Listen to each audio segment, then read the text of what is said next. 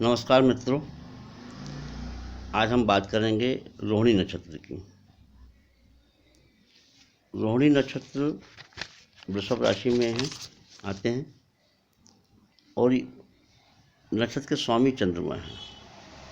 चंद्रमा अपने ही नक्षत्र में है और यहाँ पर राशि शुक्र की है। दो शुभ ग्रह मिलने से ये राशि अपने आप में अनूठी हो जाती है। ये नक्षत्र तो शुक्र देते हैं यहाँ पर खूबसूरती, और चंद्र और सूर्य को आंखें बोला गया ज्योतिष में।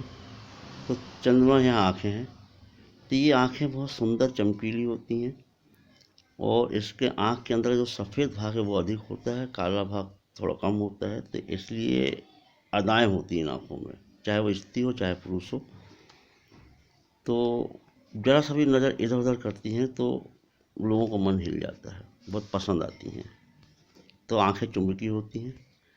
चंद्र देते हैं मन का भटकाव। चंद्रमा को मन के कारक से जोड़ा गया है, तो यहाँ भटकाव बहुत होता है कि दो चंद्रमा मिल जाते हैं, एक चंद्रमा और चंद्रमा अपने ही नक्षत्र में। तो इस नक्षत्र में भारी भटकाव हमने देखा है, वो होता है। इस भटकाव पर यदि रोक लगा लें तो बहुत सफलता मिलती है। चंद्रमा को माता का कारक भी माना गया है, माता से भी देखा जाता है। तो ऐसे लोग सबसे अधिक चाहते हैं, प्यार करते हैं, वो अपनी माँ से करते हैं और माँ के पक्ष की तरफ थोड़ा सा झुके हुए होते हैं।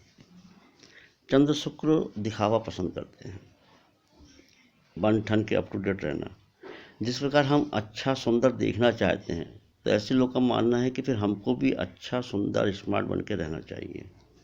और ये ठीक बात भी है। ये दूसरी नक्षत्र में, दूसरी राशियों में मिसिंग रहता, कम मिलता है। चौथा भाव माँ का घर है। पारिवारिक जीवन सुंदर और परिवार के हर सदस्य की देखरेख करने वाले ऐसे होते हैं। जैसे कोई महिला है, अपने ससुराल जाती है तो वहाँ अपने सास ससुर देवर सभी लोग की बड़ी नंद सभी लोग की बड़ी देखरेख करती है। ये उनमें एक बहुत बड़ा गुण होता है जो दूसरों में थोड़ा कम होता है। सभी प्रकार के भौतिक सुख आसानी से मिलते हैं चंद्रमा सुख के कारण। और कालपुरुष के अनुसार चंद्रमा दूसरे भाव के स्वामी हो जाते हैं, ये दूसरे भाव में उच्च के हो जाते हैं। तो इनकी आवाज़ बड़ी मधुर होती है, मीठी होती है, गायकी होती है, अपनी बात को रखने में बड़ी मिठास होती है, बड़ा सौम्यता होती है। तो गायन में विशेष कमाल करते हैं ये लोग। जैसे भगवान कृष्ण बांसुरी बहुत अच्छी बजाते थे, वो भी रोहिणी नक्षत्र के थे। तो ऐसा नहीं कि गायकी भर हो, वो मतलब कुछ चीज़ आप जहाँ पर मुंह का उपयोग किया जाता है, हवा का मुंह से, तो ऐसे लोग को यदि संगीत सीखने का मौका मिले या सीख सकते हैं तो ज़रूर सीखें और संगीत की तरफ जाएं। चंद्रमा और मंगल की महादशा इनको झेलना पड़ती है।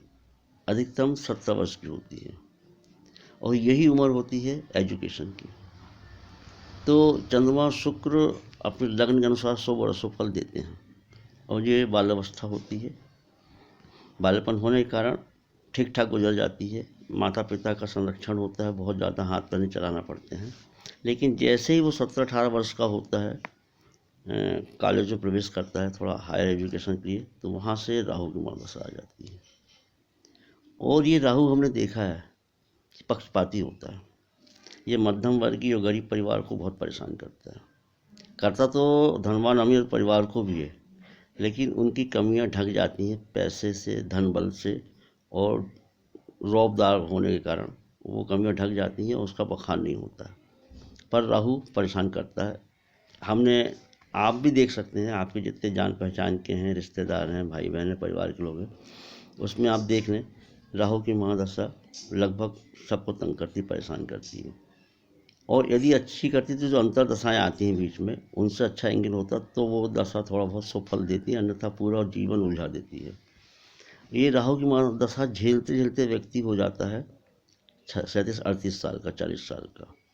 और जाहिर है कि इस उम्र में जो युवावस्था आती है, वहाँ से जो ज़रूरत होती है, आवश्यकता होती हैं, हार्मोन्स चेंज होते हैं।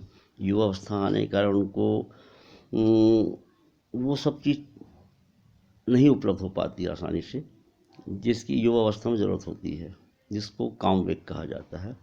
और जाहिर है कि आज जब तक कोई मध्यम वर्गीय परिवार का या गरीब परिवार का व्यक्ति सेटल नहीं हो जाता और जॉब नहीं मिल जाती है या बिजनेस सेट नहीं हो जाता है, तब तक विवाह के बारे में सोचा जा सकता है। इसलिए जिस चीज़ की व्यक्ति को कमी महसूस होती है, नहीं मिलता आसानी से, उसके लिए वो परेशान होता है, तो फिर उसको ये इन प्रकार से वो पा लेना चाहता है। इसलिए इस नक्षत्र में औपय से पूरी वृषभ राशि वालों को ही ये चीज़ें सामना करना पड़ती है और इसलिए इनको कामुक बोल दिया जाता है। बसंत में कौन सा पत्ता नहीं खड़खड़ाता है, युवावस्था आती है, हर चीज़ की आवश्यकता होती है, तो यौन प्रॉब्लम भी वहाँ से शुरू होते हैं, मन का भटकाव होता है, प्रेम प्रसंग में आदमी फंसता है। तो ये ईश्वरी देन है, इस पे रोक टोक करना अत्यंत कठिन होता है। अपन बोल तो देते हैं आसानी से कि इस चीज़ का ध्यान रखें, तो बात वहाँ पर गड़बड़ हो जाती है और हम उसको दूसरे ढंग से लेते हैं। बात तो और भी है, इसको बैल से भी जोड़ा गया है, सांड से भी जोड़ा गया है, वो भी एक कारण है, पर हमने जो पाया उसका मुख्य कारण जो है उम्र, कि 17-18 वर्ष के बाद हर युवा व्यक्ति, युवक युवती को सेक्स की आवश्यकता होती है और वो आसानी से उपलब्ध नहीं है। तो फिर ऐसा व्यक्ति अपने लक्ष्य को पाने के लिए हर रास्ते अपनाता है। गलत सही क्या है ये अलग बात है। तो हमको रोहिणी नक्षत्र को समझने के लिए, वृषभ राशि को समझने के लिए और वृषभ राशि के सारे नक्षत्रों को समझने के लिए राहु को देखना पड़ेगा। ये एक बिल्कुल जस्ट रैली रेस होती है, उस प्रकार का है कि चंद्रमा मंगल किस हालत में आपको छोड़ गए हैं, उस तरीके से आपको परिणाम मिलते हैं। यदि उन्होंने गलत तरीके से छोड़ा है तो फिर कोई और जीतता है, आपको रह जाते हैं। राहु की दशा थोड़ी अच्छी हो सकती है अगर अंतर्दशा के स्वामी ग्रह राहु से सही एंगल बनाते हो, मतलब 6-8 न बनाते हो, द्वादश योग न बनाते हो, तो ये दशा भी थोड़ी बहुत अच्छी जाती है। लेकिन राहु की महादशा में व्यक्ति सुख चैन से रहे ऐसा कल्पना भी नहीं कर सकते आप। और हमने देखा है कि बहुत से सारी कुंडली में बहुत अच्छा मेधावी होने का योग होने के बावजूद इस वृषभ राशि के लोग और ख़ास तौर में ये रोहिणी नक्षत्र के लोग पिछड़ जाते हैं, वो परिणाम उनके नहीं आ पाते हैं जो आने चाहिए। तो घर के लोग को हिदायत है कि अपने बच्चों को इस दशा के आने के पहले बहुत अच्छे संस्कार दें, मन भटकाव न होने दें, फिल्म और इनसे थोड़ा दूर रखें, टीवी सीरियल से दूर रखें, अन्यथा हो जाता है। विवाह कब होगा ये नहीं जानना चाहिए, विवाह कब करना चाहिए ये इम्पोर्टेंट है। हो सके तो राहु में राहु और राहु में गुरु की महादशा जब निकल जाए, अंतर्दशा और महादशा निकल जाए तो विवाह करना चाहिए, अन्यथा वैवाहिक जीवन में समस्याएं रहती हैं। बस ये है कि कोई बता देता है, कोई नहीं बता पाता है, परिवार की, लोक लाज की इज्जत रखने के लिए। एक दूसरा कारण भी है कि रोहिणी नक्षत्र में, खासतौर पर वृषभ नक्षत्र में जो लोग जन्मे होते हैं, वो कहानी सबको पता है, उसको बार बार रिपीट करने की आवश्यकता नहीं है कि चंद्रमा की एक साली थी रोहिणी, जिस पर उनका दिल आ जाता है और अपने ससुर से वो विनय करते हैं, प्रार्थना करते हैं कि हमको ये पसंद है और इनके साथ भी विवाह करना है। बाकी तो उनके पास थी 26 की 26 पत्नियाँ, तो उनने बोला ठीक है, लेकिन हमारी इस कुछ शर्तें हैं। तो यहाँ हमारा मतलब कहने का ये है कि इस नक्षत्र के लोगों को, ख़ास तौर में पुरुषों को, अपनी सालियों से बहुत सावधान रहना चाहिए। ये सालियाँ इतनी सुंदर होती हैं कि एक अच्छे व्यक्ति का भी ईमान डोला देती हैं। तो इनको हिदायत है कि बहुत सावधानी से रहें, ससुराल पक्ष से बना के रखें और बात करने में एक सीमाएं रखें। और यहीं से चालू होता है जीजा सालू का एंगल, कि इसलिए इस संसार में कोई भी जीजू अपनी साली को ना प्यार करता हो, ऐसा संभव ही नहीं है। ये रोहिणी और चंद्रमा के बीच के कारण है और मन हमारा यहीं से काम करता है। वृष यानी नंदी, इसकी पूजा किए बिना आदि शक्ति भगवान शिव का भी आशीर्वाद नहीं लिया जा सकता है। और संसार में कई जगह में और ख़ासतौर में भारत में नंदी इससे मातृत्व का सुख पाने की कामना हर स्त्री करती है, और स्त्री का सबसे बड़ा जो अहमियत है, जो पहचान है, माँ बनने की, मातृत्व सुख पाने का है। तो नंदी की विशेष कृपा होती है। तो नंदी का महत्व ईश्वर के बराबर हो जाता है। भगवान शिव ने भी यदि किसी पे विश्वास किया है तो नंदी पे ही विश्वास किया, इसको वाहन के रूप में चुना है। तो नंदी की कृपा मिलती है, और नंदी के गुण, बैल के गुण भी व्यक्ति में इसलिए भी आते हैं। तो नंदी का भी महत्व है यहाँ पर। भगवान कृष्ण भी रोहिणी नक्षत्र में पैदा हुए थे, और ख़ास बात यह थी कि उनकी लग्न भी वृषभ थी और चंद्रमा भी वृषभ राशि में था। तो चंद्र वृषभ राशि दोनों ही थी। तो लग्न कुंडली दोनों में चंद्र होने से माता की तरफ झुकाव इस कारण से भी होता है। और अब आज ऐसी की वैसी हम बातें नहीं रख सकते हैं साथ में जैसे पहले की, क्योंकि अब संतानें घर में ज़्यादा होती नहीं है, 1 या 2 होती हैं। तो लोग अब बुआ भूल जा रहे हैं, नंद भूल जा रहे हैं क्या होता है। तो समय के अनुसार इसको लेना चाहिए। और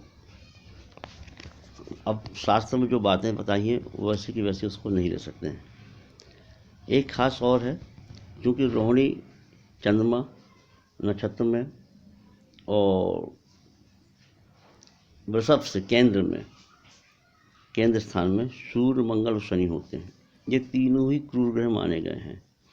केंद्र के स्वामी होने के कारण इनके अच्छे फल, शुभ फल मिलते हैं। और तीनों ही भाव माँ के रूप में कहीं ना कहीं से जाने जाते हैं।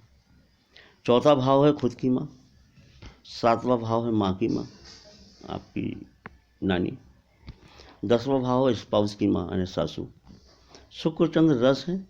इन नक्षत्र वाले अपनी रंगीन मिजाजी पर ध्यान दें, माँ की तरफ झुकाव होता है। तो ये भी एक कारण है। अपनी रंगीन मिजाजी पर यदि कंट्रोल कर लेते तो जीवन में भारी उन्नति भी पाते हैं, पर प्रकृति साथ नहीं देती है। और राहु की महादशा बचा खुचा जो है सब बटोर लेती है, बहुत मुश्किल से सफलताएं मिलती हैं। और राहु जिसको खुद ईश्वर ने अच्छा नहीं माना था, और उसको नष्ट करने के लिए, समाप्त करने के लिए भगवान विष्णु ने चक्र मोहिनी रूप रख के मार दिया था। तो कई लोग बोलते हैं कि राहु की शांति के उपाय कर रहे हैं। अरे जिसको शांत भगवान विष्णु ने, शक्ति ने नहीं कर पाए, हम उनको क्या करेंगे। इसलिए राहु झंझट तो देता है, और राहु की महादशा झेले बिना व्यक्ति आगे नहीं बढ़ता है। जब राहु की महादशा झेल के व्यक्ति निकलता है तो 38 वर्ष हो जाता है, और फिर वहाँ से गुरु मिलते हैं, यहाँ से राहत मिलती है। इसलिए इस नक्षत्र में जन्म लेने वालों का भाग्योदय 37 वर्ष आयु के बाद ही हो पाता है, या उसमें सारे टैलेंट, सारे चीज़ों का उपयोग वो कर पाता है। रोहिणी नक्षत्र के शुभ फल तभी मिलते हैं जब राहु में गुरु की महादशा निकल जाती है। उसके बाद राहु के कुछ शुभ फल मिलना शुरू होते हैं, बाकी तो फिर आपको गुरु की महादशा में मिलते हैं। इस नक्षत्र के लोगों में कामवेग अधिक होने के कारण ही राहु की महादशा युवा अवस्था में आ जाने से पूरा हिला देती है। और अब किसी चीज़ की यदि आपके पास कमी है तो उसको किन प्रकार से आप पाना चाहते हैं, और इसलिए ये लोग ज़रूरत से ज़्यादा बदनाम भी हो जाते हैं।